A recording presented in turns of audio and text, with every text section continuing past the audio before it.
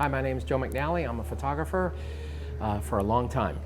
I've been doing this for over 30 years. I've shot for lots of different magazines, primarily a magazine photographer for places like Life, Sports Illustrated, National Geographic, etc.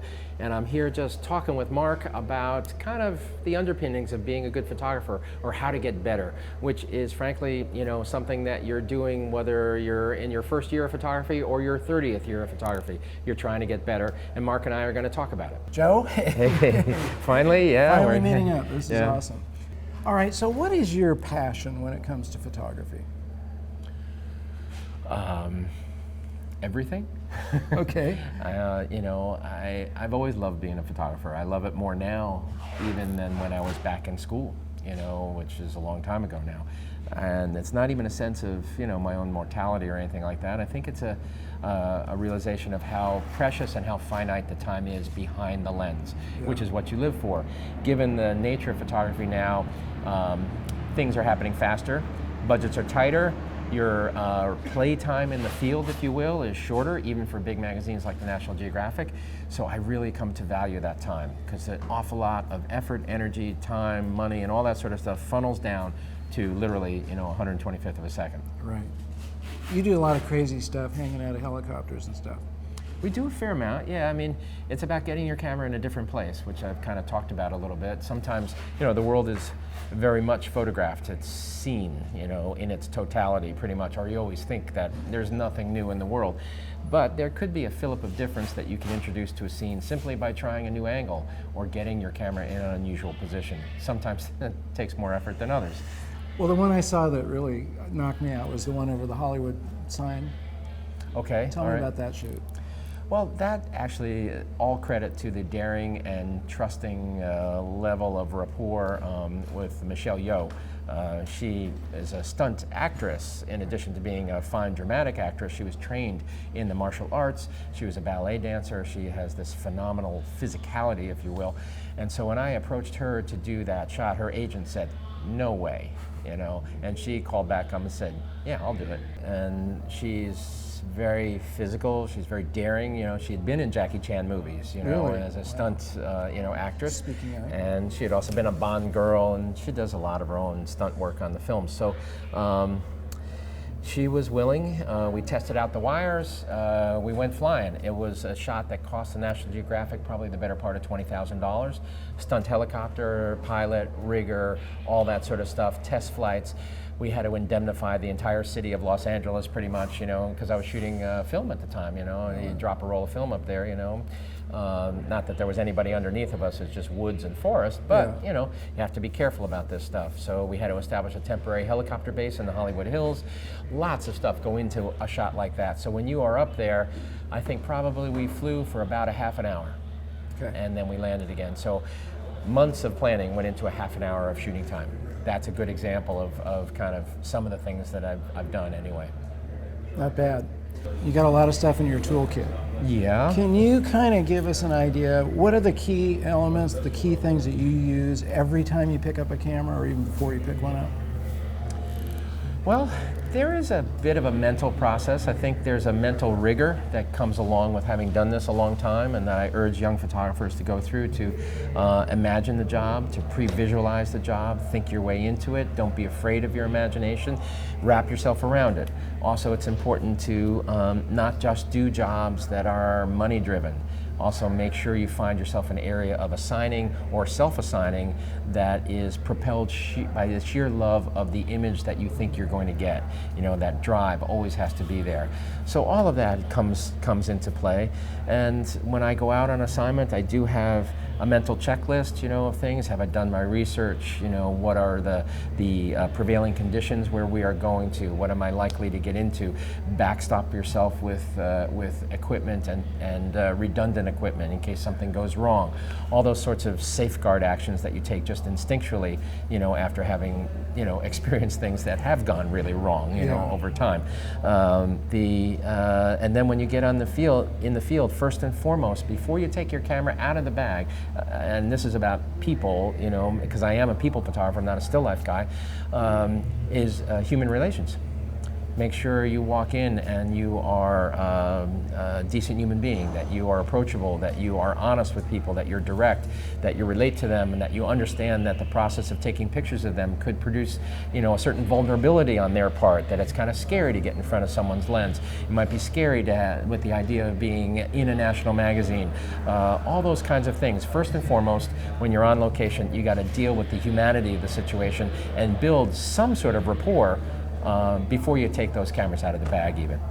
Gotcha. Okay, how about tips for great composition? Composition is one of those things, it can be learned. There are rules. But at the same time, composition, I think, is a very fluid art form. It derives from each situation that you encounter.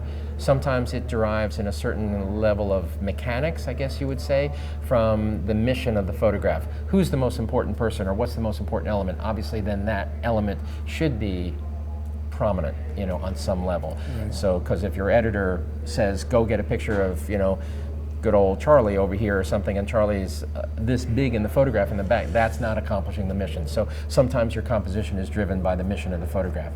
Other times it's intuitive, it flows from the situation that you observe, sometimes the play of light, the play of graphics, all of that sort of stuff. But one of the time-honored precepts of composition, if you will, that is in a game without rules is actually a pretty good quote-unquote rule, is the rule of thirds. Mm-hmm. Use the edges of the frame. Be dynamic in your composition. Try something completely whacked, okay? Try photographing half of somebody's face instead of all of their face.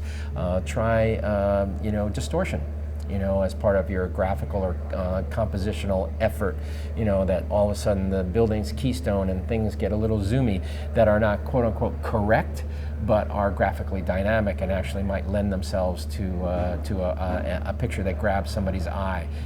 That's what you're trying to do with composition. It's the invitation you're making to someone to get involved in your photograph and go, not just stay with the foreground of it, but meander through them, the middle ground and into the background of it. Awesome. I asked one of our guests, so I said, well, Chris, how do you get a cover photo? And so he listed out these ingredients, and then he said, and then it's the Mojo. Mm-hmm. So what do you think it is that gives one of your images the mojo? Wow, that's an interesting concept or way to put it. Yeah, there's a feel. You could take an array of similar looking photographs from the same take, put them down in front of you, and instantly one will gravitate or have that gravitational pull on you because of something that's hard to explain. It might not be significantly different from another frame, but that's why you shoot multiple frames in a portrait situation, because someone's changing minutely. Sometimes there is this kind of tipping point where you get to that all of a sudden the photograph just works, and that may be the mojo that he's referring to. It's almost an ineffable quality that the photograph engages, and that's a hard chemistry, voodoo or whatever you want to throw into the mix there. It's hard to achieve. The mechanics have to be there, to be sure. You have to lay the good groundwork for a good photograph, and then I guess you hark back to what I was mentioning earlier: human relations. What do you pull out of your subject? How do you relate to them? Do you stick with it long enough? My old editor at Life magazine, John Loengard, he mentioned in an interview recently, we were talking, and he said, digital makes you too nice, which is an interesting observation. In the days of film, you were panicked, you were anxiety-riven, because you didn't know.